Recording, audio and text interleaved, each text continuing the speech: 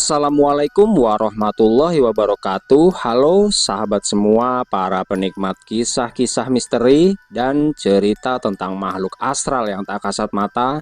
Dimanapun sahabat semua berada, semoga selalu dalam keadaan sehat dan tidak kekurangan suatu apapun. Jumpa lagi bersama saya Untung Prasetyo, yang pada kesempatan kali ini akan kembali melanjutkan kisah dari Sudiro. Tapi sebelum kita masuk ke ceritanya, jangan lupa dukung terus channel Hanya Cerita Misteri dengan menekan tombol subscribe-nya dan juga tombol like-nya. Nyalakan juga lonceng notifikasinya agar sahabat semua tidak ketinggalan konten-konten menarik lainnya. Oke, bagaimana keseruan kisah dari Sudiro ini? Mari kita simak ceritanya.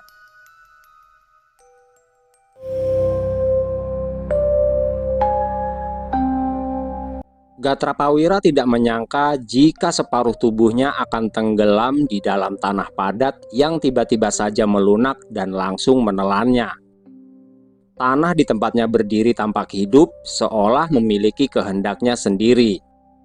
Dia menggulung dan menyerap tubuh Gatrapawira dengan pelan tapi pasti, yang diiringi dengan serbuk-serbuk tanah beterbangan di udara, menciptakan siluet kabut coklat yang mengepung seakan menjadi tirai bagi panggung pertarungan. Gatrapawira mencoba melepaskan diri, mengerahkan kekuatan spiritualnya untuk menahan tarikan bumi. Namun tanah itu bukan sembarang tanah. Dia mengandung energi dari elemen jagat bumi, yang merupakan kekuatan inti milik Ki Jagat Lara yang bisa membaca arah gerak langkah dan niat seseorang bahkan sebelum dilontarkan dalam gerakan. Di sisi lain, Bolorejo dengan jubah hijaunya yang menyatu dengan nafas hutan tidak memberi ruang sedikit pun untuk keraguan. Dia tahu bahwa pertempuran ini bukan hanya soal fisik, tapi soal siapa yang mampu mendengarkan alam. Ketika Ki Jagat Lara muncul, Bolorejo tahu jika makhluk itu bukanlah lawan sembarangan. Sosok tua berbadan kecil namun bertulang batu dan berkulit tanah liat itu memiliki kekuatan unik serta kesaktian yang tinggi.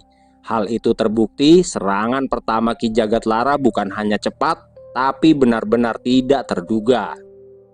Bolorejo yang merupakan pewaris kekuatan hutan Kramaseta bukan hanya sosok penjaga hutan dan petarung biasa. Dia adalah perpanjangan dari akar dan puncak hutan gaib itu. Dalam satu lompatan, tubuhnya berubah. Kulitnya seperti diselimuti lumut keras, matanya memantulkan warna batang pohon tua yang telah hidup ratusan tahun. Bolorejo bergerak seperti angin di antara akar-akar yang muncul dari dalam tanah. Serangan Ki Jagat Lara dibalasnya dengan ayunan lengan hijau yang menciptakan barikade akar dan ranting tajam yang menghantam balik dengan kekuatan alam liar yang tertata. "Apakah ini sambutan dari penjaga gerbang sekawan reksa?" ujar Bolorejo yang suaranya terdengar menggema. "Aku pikir penguasa tempat ini akan ramah seperti pohon-pohon besar yang hidup di hutan Kramaseta," imbuh Bolorejo seolah sedang mengejek Ki Jagat Lara. Tanah yang sebelumnya retak dan bergemuruh kini membeku dalam diam, seolah turut mendengar setiap kata yang diucapkan oleh Bolorejo. Suara hutan di kejauhan pun meredup, tidak ada bisikan dedaunan, tidak ada desir angin, seakan semuanya menunggu reaksi dari sosok tua bertubuh keras dan kering seperti batu itu. Ki Jagat Lara berdiri dengan mata terpejam dan wajah menghadap ke tanah. Perlahan-lahan dia membuka matanya. Sorot matanya dalam setenang batu karang yang diam-diam menyimpan riwayat ribuan ombak. Dia tidak langsung menjawab, namun mengangkat tangannya. Dan dari permukaan tanah di sekeliling mereka muncul barisan batu tinggi menjulang, membentuk lingkaran raksasa yang mengelilingi medan pertempuran. Ukirannya menggambarkan makhluk-makhluk penjaga bumi yang telah lenyap di telan tanah karena kesombongannya. "Kau pikir hutan hanya tentang pohon dan angin, wahai penjaga Kramaseta? Kau hanya mencintai yang hijau tapi melupakan akar yang menghujam ke dalam dan bebatuan tua yang menopang segalanya. Kalian para penjelajah sering datang dengan niat mulia, tapi membawa hawa keangkuhan yang sama," ujar Ki Jagatlara dengan suara yang terdengar menggema. Perlahan-lahan Ki Jagatlara melangkah maju. Tanah di bawah telapak kakinya seperti berdenyut setiap kali dia menginjaknya, seolah setiap langkahnya membangun ingatan dunia yang lama tertidur. "Aku memang bukan penjaga yang ramah. Aku adalah batu yang menunggu digali dengan ketulusan, bukan dipukul dengan ejekan. Gerbang ini bukan hanya ujian kekuatan, tapi menyingkap niat sejati," imbuh Ki Jagatlara dengan tegas. Dalam diam yang tegang, Bolorejo menatap lurus ke arah Ki Jagatlara. Dia tidak gentar, tapi kini tidak lagi dengan sikap yang menggoda. Ucapan penjaga itu seperti menghantam lebih dalam dari serangan apapun yang menyentuh kesadarannya bahwa kekuatan hutan Kramaseta tidak hanya soal tumbuh dan melesat, tapi juga tentang mendengarkan bisikan terdalam bumi, tentang merunduk pada yang tidak tampak di permukaan. Sementara itu, Gatrapawira mulai menyadari bahwa dia tidak bisa sekedar melawan tanah dengan kekuatan kasar. Dia menggali kembali pelajaran lama tentang keseimbangan unsur, lalu mengatur energinya dan mulai menyalurkannya ke arah kaki yang masih berada di dalam tanah. Getaran ringan pun mulai menjalar melalui pori-pori tanah di sekitarnya. Kini dia mulai memahami, jika tanah itu bukan menelannya untuk membunuh, tapi sedang menguji apakah dia pantas berdiri di atasnya. Dengan kesadaran itu, Gatrapawira mulai melepaskan amarahnya. Dia menyatu dengan irama getaran tanah dan perlahan bagian tubuhnya yang tertanam mulai terangkat. Tubuhnya memancarkan cahaya kebiruan, kekuatan khas milik para pendekar yang menempati hutan dan alas keramat. Dalam satu hentakan, dia menciptakan pijakan dari dalam tanah itu sendiri, lalu membangun dasar baru yang lebih keras hingga akhirnya dia dapat berdiri di atas tanah kembali. Begitu Gatrapawira berhasil berdiri tegak di atas tanah yang sebelumnya menjebaknya, dia menarik nafas dalam-dalam dan mulai merasakan denyut kehidupan bumi yang kini tidak lagi menghalanginya. Cahaya kebiruan yang menyelubungi tubuhnya mulai meredup perlahan, menyatu kembali dengan irama alam di sekitarnya. Angin kembali berdesir, namun kali ini terasa lebih pelan, seperti helaan nafas alam yang baru saja menyaksikan sepotong keseimbangan yang kembali dipulihkan. Hening masih menyelimuti medan pertempuran itu, namun bukan hening yang menekan, melainkan hening yang penuh perhatian, seakan seluruh elemen sedang menanti, mendengarkan, dan menilai. "Maafkan aku, Wira, karena tidak sempat memberitahu jika ada serangan tiba-tiba," ujar Bolorejo kepada Gatrapawira yang kini kembali berada di sampingnya. "Tidak apa, Ki. Aku juga tidak mengira jika tanah yang kita pijak ini seperti memiliki kehendak sendiri," balas Gatrapawira dengan tenang sambil terus menatap ke arah Ki Jagatlara. Ki Jagatlara kini terlihat berdiri di tengah lingkaran batu-batu raksasa. Pandangannya tajam menatap ke arah Gatrapawira dan juga Bolorejo yang sepertinya sedang menakar kekuatan penjaga gerbang keempat di Wanadri Karma itu. Tidak ada senyum di wajah sangarnya, namun sorot matanya tampak sangat tajam. Langit di atas sekawan reksa mulai berubah warna, bukan karena senja tapi karena sesuatu yang lebih dalam dari sekedar pergantian waktu. Awan perlahan membentuk pusaran tipis di atas lingkaran batu, seperti tertarik oleh medan energi yang mulai bangkit dari sosok Ki Jagatlara.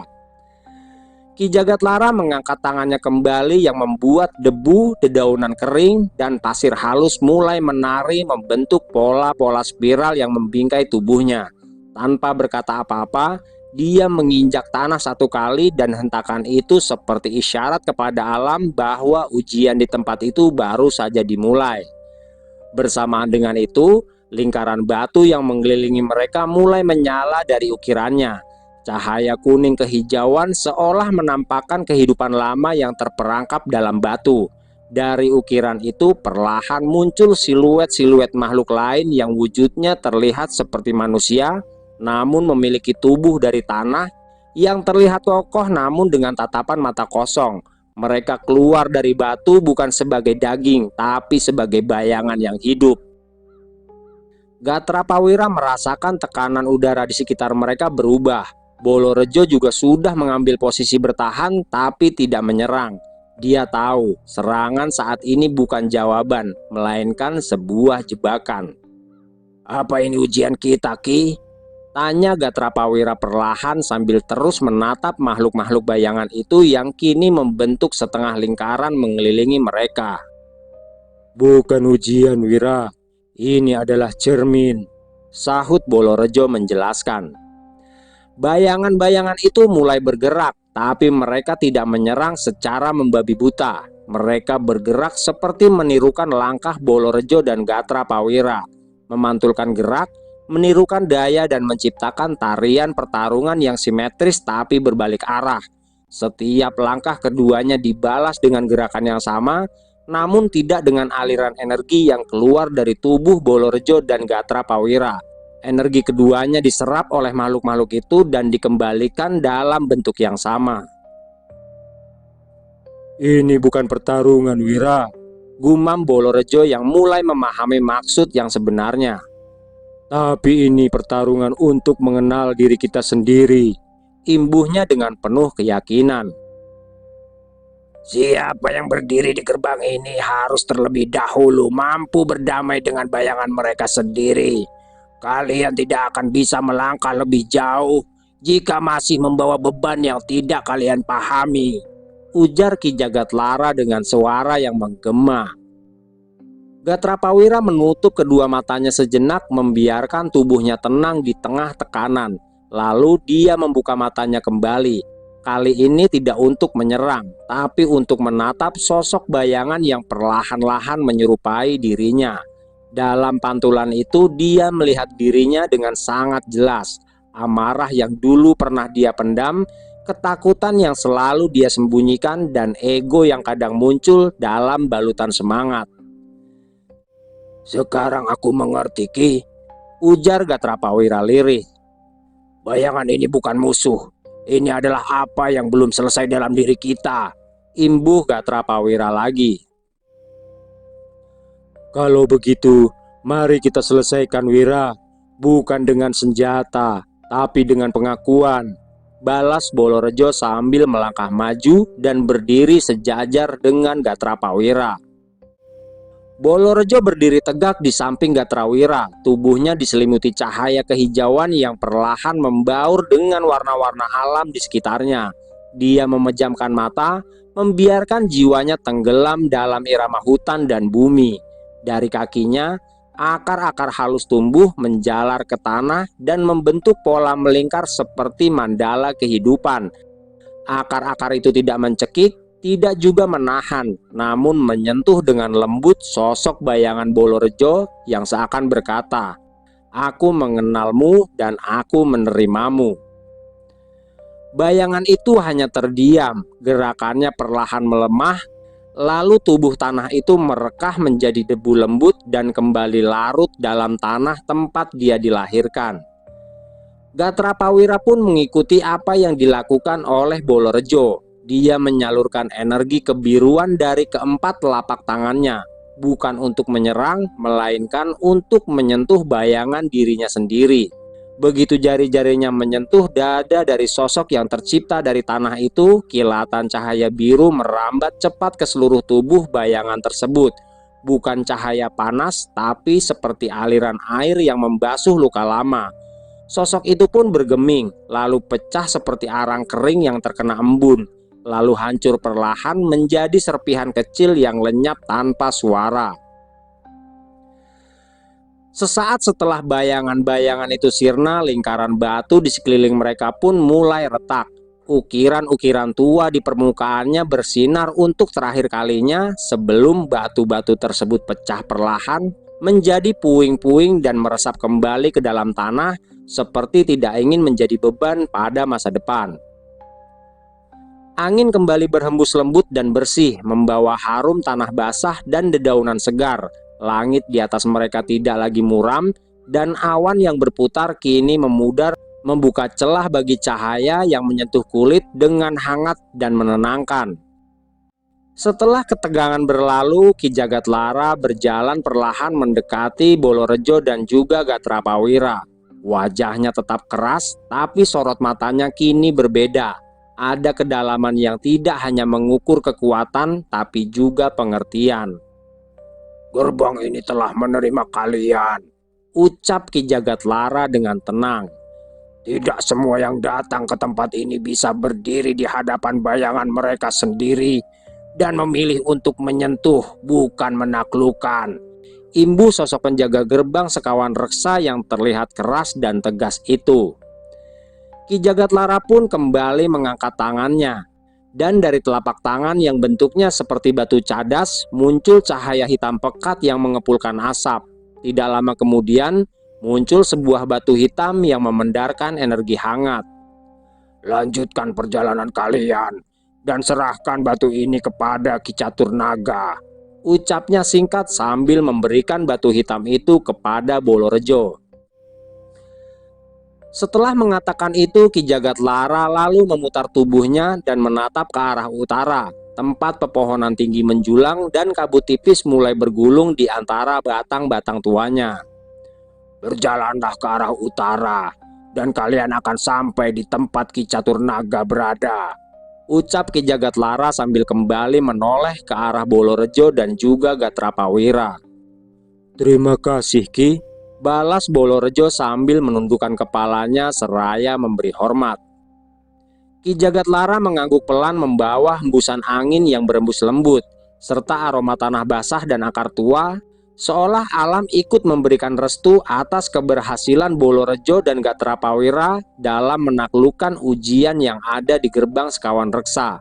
Sosok penjaga bernama Ki Jagatlara itu lalu melangkah menjauh, dan tanpa suara tubuhnya perlahan berbaur kembali dengan bumi, seperti ditelan oleh tanah yang telah lama menjadi bagian dari dirinya.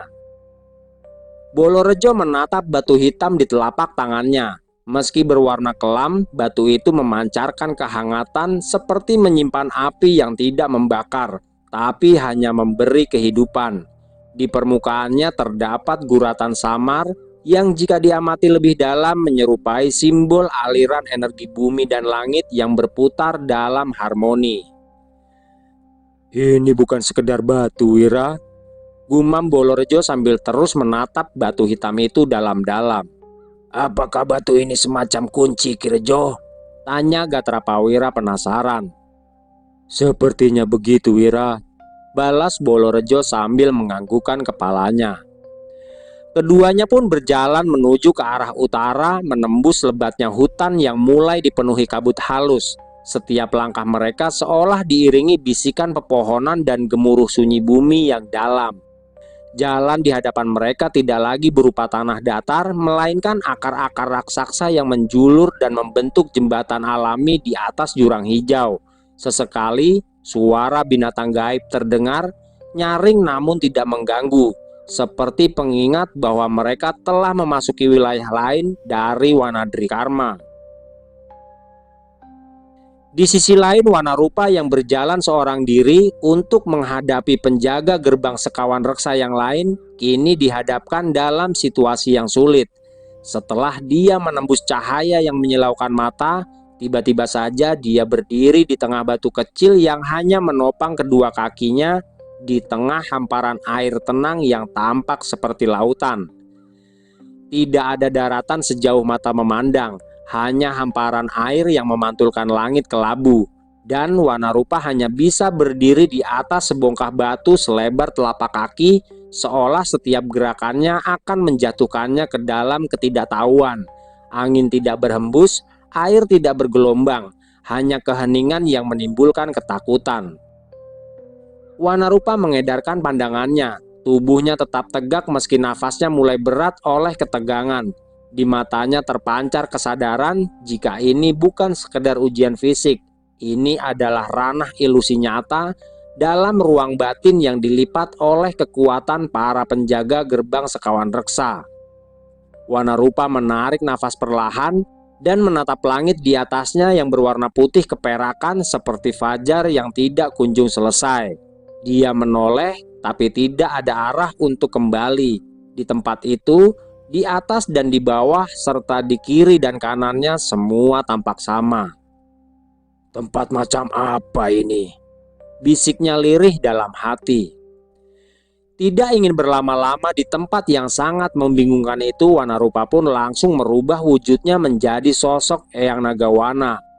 Dan dengan dua sayap yang dimilikinya itu, dia mulai melesat ke atas untuk mencari jalan keluar dari sana. Begitu tubuhnya menyatu dalam wujud Eyang Nagawana, langit keperakan itu bergemuruh pelan, seolah merespon kemunculan sosok makhluk yang menjadi bagian dari kekuatan tertua.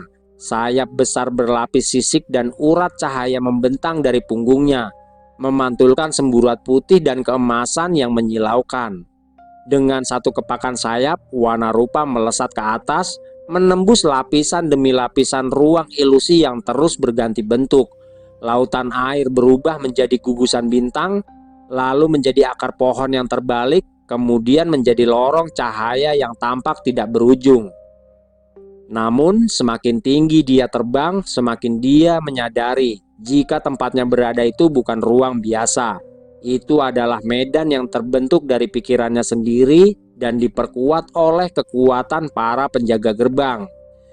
Setiap lapisan yang dia tembus tidak menjadikan langit terbuka, melainkan membawa pertanyaan-pertanyaan baru tentang kekuasaan, tentang alasan dia mengemban kekuatan sebesar itu, dan kepada siapa dia akan bertanggung jawab nantinya. Wanarupa mulai merasakan keganjilan yang menusuk ketenangan batinnya. Tubuhnya masih menjulang dalam wujud Eyang Nagawana, namun pikirannya kini diliputi kabut tipis ketidakpastian. Dia sudah menembus berlapis-lapis ruang, tapi tidak satupun memberi kepastian arah akan jalan keluar dari tempat itu. Setiap kali dia terbang lebih tinggi, ruang di sekitarnya justru semakin meluas. Bukan menjauhkan langit, melainkan menghapus batas antara atas dan bawah, serta antara luar dan dalam. Gugusan bintang yang dilaluinya kini tampak seperti mata-mata mengambang dan menatapnya dalam diam. Akar pohon yang semula terbalik kini terlihat menggulung seperti tangan raksasa yang menggenggam ruang dan waktu di tempat itu. Apakah aku tersesat dalam diriku sendiri? Gumamnya pelan dalam hati, namun gema suaranya terdengar berkali-kali lipat di sekelilingnya. Sayapnya masih mengepak perlahan, kini bukan dengan tenaga penuh, melainkan dengan kehati-hatian. Dia mencoba berhenti sejenak, menggantung di tengah lorong cahaya yang seolah tidak mengenal ujung. Tapi saat dia berhenti, justru ruang di sekelilingnya yang mulai bergerak perlahan. Walau tidak menyerang, namun terasa berputar, seperti pusaran air yang lembut namun kuat. Bagaimana mungkin makhluk sepertimu memiliki keberanian memasuki tempat ini? Ujar suara besar yang bergema, namun wujudnya belum terlihat. Wanarupa hanya terdiam, bukan karena dia tidak tahu jawabannya, melainkan karena pertanyaan itu terlalu dalam untuk dijawab dengan lisan. Dia menyadari bahwa setiap lapisan yang dia tembus tadi bukanlah penghalang, melainkan lapisan-lapisan pikirannya sendiri yang selama ini dikunci oleh kekuatan, bukan dihadapi dengan penerimaan. Lalu apakah makhluk sepertiku tidak pantas untuk menuju ke gerbang Pancawilaga? Tanya Wanarupa sambil terus mengedarkan pandangannya ke arah sekitar. Tidak berselang lama setelah kata-kata itu diucapkan oleh Wanarupa, tiba-tiba semua bentuk di sekelilingnya mulai pecah seperti kaca yang retak. Lorong-lorong cahaya runtuh, akar-akar mencair, dan langit keperakan itu seperti dilipat oleh tangan tak kasat mata, yang membuat Wanarupa kini dikelilingi kehampaan yang sunyi. Wanarupa menggenggam erat dadanya sendiri. Dia memejamkan mata, dan dalam sekejap tubuhnya mulai meredup dari cahaya energi Eyang Nagawana, lalu perlahan-lahan kembali menjadi dirinya sendiri. Bersamaan dengan itu, tempatnya berada pun kembali berubah. Kini dia berada di satu titik di mana cahaya dan kegelapan menyatu, membentuk semacam pintu besar yang mengambang di hadapannya.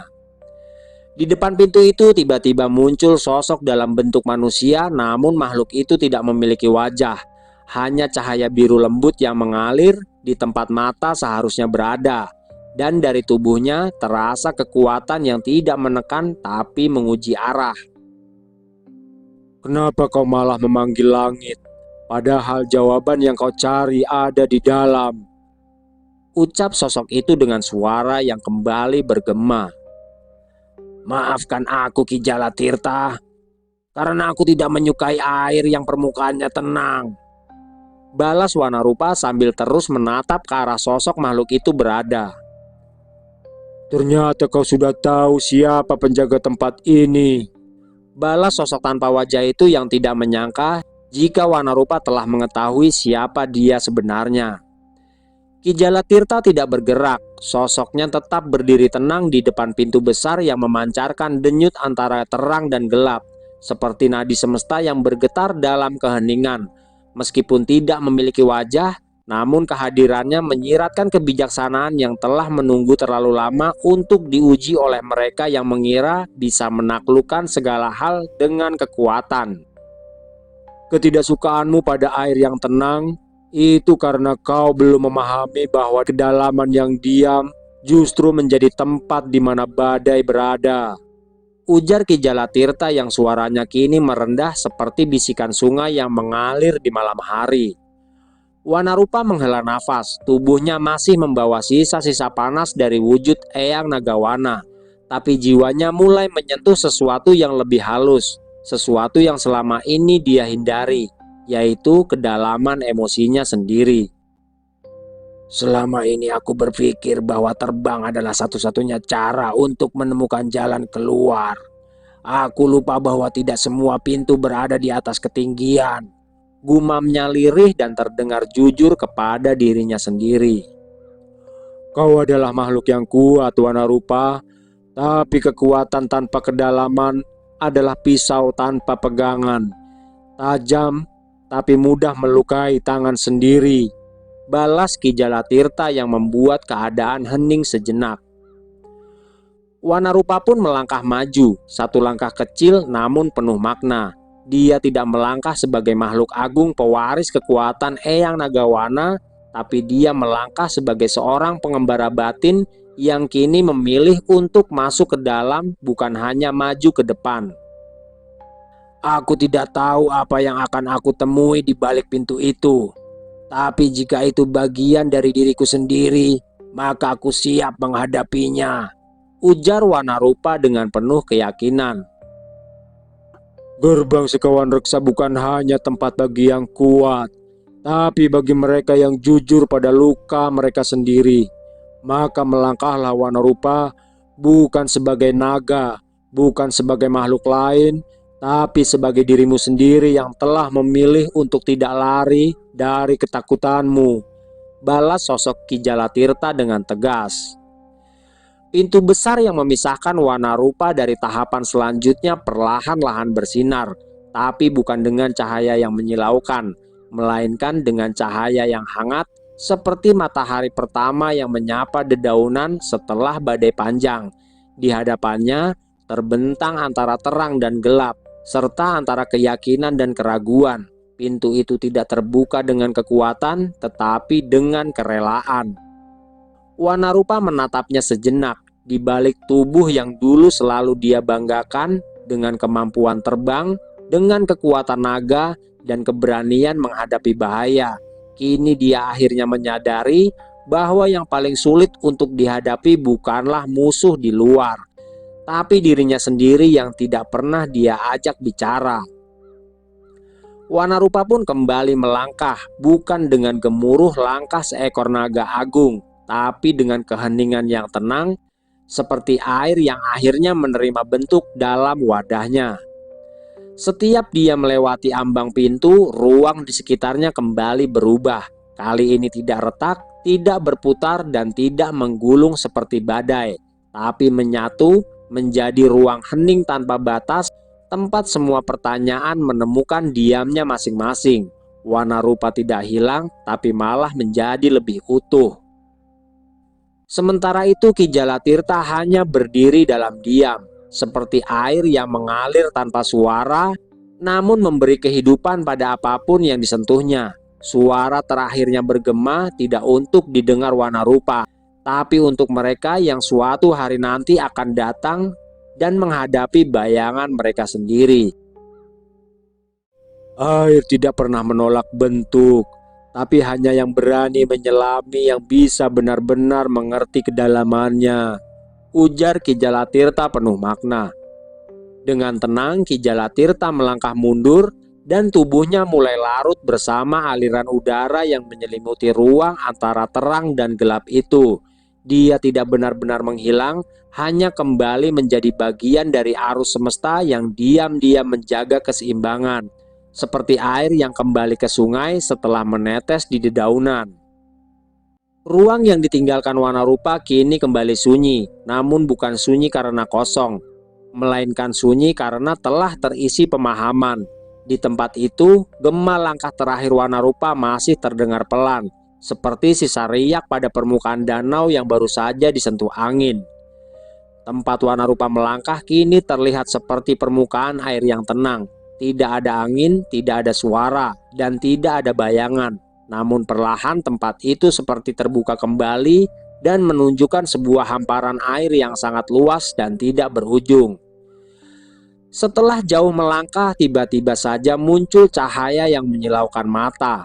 Dan bersama dengan itu, Wanarupa melihat sebuah lingkaran besar di hadapannya. Dan dari lingkaran itu muncul bayangan-bayangan hitam yang kemudian membentuk sosok dirinya sendiri. Satu sosok berdiri diam di depannya, lalu muncul lagi di sisi kanan, kiri, dan di belakangnya. Semua adalah dirinya, tapi bukan dirinya yang sekarang, melainkan dirinya yang pernah ada dan mungkin juga yang akan ada. Salah satu Wanarupa yang berdiri di depan tampak gagah dan sombong, dengan tubuh menyala oleh kekuatan Eyang Nagawana sepenuhnya. Yang lain tampak lebih muda, masih membawa luka di dada dan rasa kehilangan dalam matanya. Di sisi kirinya, Wanarupa tua berdiri tenang dengan rambut putih dan sorot mata yang lelah namun bijak. Tempat ini bukan untuk melawan siapapun, gumam Wanarupa yang kini mulai paham dengan apa yang sedang dia hadapi. Setelah itu dia menatap sosoknya sendiri yang terlihat gagah dengan energi besar yang memancar dari tubuhnya. Wanarupa tahu jika energi itu adalah energi sang naga pertapa, yaitu Eyang Nagawana. Benar sekali, aku pernah menjadi sombong seperti dirimu, ujar Wanarupa dengan tegas. Aku juga pernah terluka seperti dirimu, ujar Wanarupa lagi sambil memandang ke arah sosok yang lainnya. Dan aku juga pernah takut seperti dirimu, ucapnya sambil menunjuk sosoknya yang terlihat sangat lemah. Lalu mungkin aku juga akan menjadi tua dan lelah sepertimu, imbuhnya dengan tenang. Kalian semua adalah bagian dari diriku, dan tidak ada bagian yang harus aku sangkal, pungkas Wanarupa sambil memejamkan kedua matanya. Perlahan-lahan sosok yang menyerupainya pun mulai retak satu persatu, bukan hancur karena ditolak, tapi melebur ke dalam dirinya sendiri, hingga menyisakan satu sosok Wanarupa yang terlihat tua dan lelah, yang tersenyum ke arahnya. Sosok itu melangkah maju hingga berdiri dengan Wanarupa dengan jarak yang cukup dekat. Aku tidak datang ke sini untuk menjadi sempurna, tapi untuk menjadi utuh, ujar Wanarupa di hadapan dirinya sendiri yang terlihat tua. Memang seharusnya begitu, Wanarupa, balas sosok tua itu sambil membuka telapak tangannya. Tidak lama kemudian, dari balik telapak tangan itu muncul cahaya kebiruan yang membentuk gelombang air. Namun perlahan-lahan gelombang itu menjadi tenang dan berubah menjadi sebuah batu kristal berwarna biru muda. Kau layak melanjutkan perjalananmu, Wanarupa. Berikan benda ini kepada Ki Caturnaga ketika kau bertemu dengannya nanti, ujar sosok Wanarupa tua sambil memberikan batu kristal berwarna biru muda itu. Wanarupa meraih batu kristal itu dengan dua tangan penuh hormat. Begitu jari-jarinya menyentuh permukaannya, batu itu langsung bergetar lembut, memancarkan suhu yang tidak dingin dan juga tidak panas, namun mengalir seperti denyut hati yang hidup. Sekilas dia melihat pantulan wajahnya sendiri dalam permukaan kristal itu. Namun yang dia lihat bukan hanya wajah, melainkan jejak perjalanan batin yang baru saja dia tempuh. Ki Caturnaga, Gumamnya pelan sambil menyimpan nama itu dalam-dalam. Sosok tua yang menyerupai dirinya tersenyum tenang. Namun kini perlahan-lahan sosok itu mulai menghilang, seperti kabut yang menyatu kembali dengan udara. Dan setelah sosok tua itu sirna, permukaan air di bawah kaki Wanarupa mulai bergetar, tidak mengguncang dengan keras, tapi berdenyut seperti tanda kehidupan yang baru terbangun. Di depan Wanarupa, sebuah jalur cahaya mulai membentang. Tanpa sedikit pun rasa ragu, Wanarupa pun melanjutkan langkahnya. Perlahan-lahan, jalur tempatnya berjalan kembali berubah dan kini terlihat seperti hutan lebat yang dipenuhi pepohonan besar. Di antara batang-batang pohon raksasa yang menjulang, cahaya langit menembus celah dedaunan, menciptakan semburat warna emas yang menari di udara lembab. Aroma tanah basah dan daun yang membusuk perlahan menyapa indera penciuman Wanarupa, menghadirkan kesan akan hutan yang sudah hidup jauh sebelum kehidupannya. Langkah-langkah Wanarupa terlihat ringan namun mantap. Dia tidak lagi berjalan untuk menaklukkan, tapi dia berjalan untuk mengalami. Setiap suara gemerisik, setiap bisikan angin yang menggesek ranting kini bukan sekedar latar, melainkan bagian dari percakapan antara dirinya dengan alam tempatnya berada. Tidak jauh di depannya, Wanarupa melihat dua sosok yang melesat dengan cepat. Dari energi keduanya dia tahu jika mereka adalah Gatrapawira dan juga Bolorejo. Tidak ingin membuang waktu, Wanarupa pun langsung mengejar keduanya untuk dapat sampai di tempat yang menjadi tujuan mereka selanjutnya. Wanarupa pun langsung membangkitkan energi dalam tubuhnya, bukan dengan gegap gempita kekuatan Eyang Nagawana, tapi dengan kesadaran yang tenang dan terarah. Jejak langkahnya ringan di atas tanah hutan, namun setiap pijakan membawa dorongan energi yang memecah angin. Cahaya tipis membungkus tubuhnya, menyatu dengan gerakan dedaunan dan bayangan-bayangan pohon raksasa yang dia lewati. Di kejauhan, siluet Gatrapawira dan Bolorejo tampak seperti kilatan di antara rimbunan. Energi mereka sudah banyak berubah, terasa lebih matang, lebih fokus, seperti makhluk yang baru saja melewati gerbang penting dalam hidupnya. Wanarupa mempercepat langkahnya, melompati akar-akar pohon raksasa dan membelah semak belukar tanpa menyentuhnya. Ketika jaraknya sudah cukup dekat, dia mengirimkan getaran energi kecil ke depan, semacam salam sunyi yang hanya bisa dirasakan oleh mereka yang terhubung melalui medan batin yang sama. Bolorejo menoleh cepat setelah dia mengenali getaran itu. Dia lalu memperlambat langkahnya sambil tersenyum kecil. Aku kira kau akan lebih lama di hadapan Ki Jalatirta, Wanarupa, ujar Bolorejo sambil tersenyum. Aku pun mengira begitu, Ki, sahut Wanarupa yang kini muncul di sisi mereka. Tapi kadang semakin kau dalam, semakin kau cepat mengerti, imbuh Wanarupa lagi. Bolorejo menyambut dengan anggukan mantap. Ketiganya kini melesat sejajar, menyusuri jalur hutan yang mulai memendekkan jaraknya dengan tempat yang mereka tuju. Pusat pancer sekawan reksa, tempat di mana Ki Caturnaga sudah menanti para pengembara yang ingin menaklukkan Wanadrikarma. Di sisi lain, di tempat yang menjadi simpul terakhir dari gerbang sekawan reksa, Sudiro telah lebih dahulu tiba. Dia duduk bersila di tengah lingkaran tanah datar yang dikelilingi oleh batu-batu pipih yang tersusun seperti serpian waktu. Di atas kepalanya, langit begitu tenang, tidak gelap dan tidak terang, hanya teduh dan penuh makna. Tubuh Sudiro tidak bergerak sedikit pun, nafasnya dalam, perlahan dan menyatu dengan aliran udara yang mengelilinginya. Mata terpejam namun batinnya terjaga. Dia sedang tidak tidur, tapi dia terus menyimak suara bumi, desir angin, dan getaran langkah-langkah yang semakin mendekat. Di wajahnya tampak ketenangan yang bukan dibuat-buat, bukan karena dia sudah menang atas segala ujian, tapi karena dia telah menerima bahwa beberapa pertanyaan memang tidak butuh jawaban, melainkan hanya butuh keberanian untuk mendengarkannya. Sesekali angin berputar pelan di sekeliling tubuh Sudiro, membawa serpihan dedaunan kering yang melayang perlahan lalu jatuh tanpa suara. Di hadapan Sudiro terbentang jalur cahaya samar yang belum sepenuhnya terbuka. Jalur yang hanya akan menyala ketika 4 dari mereka telah berkumpul kembali. Lalu tanpa membuka mata, Sudiro bergumam pelan, seolah menjawab sesuatu yang datang dari kejauhan. Akhirnya kalian mendekat juga. Semoga kalian datang bukan hanya dengan kekuatan, tapi juga dengan hati yang tidak menyembunyikan bayangan. Gumam Sudiro dalam hatinya.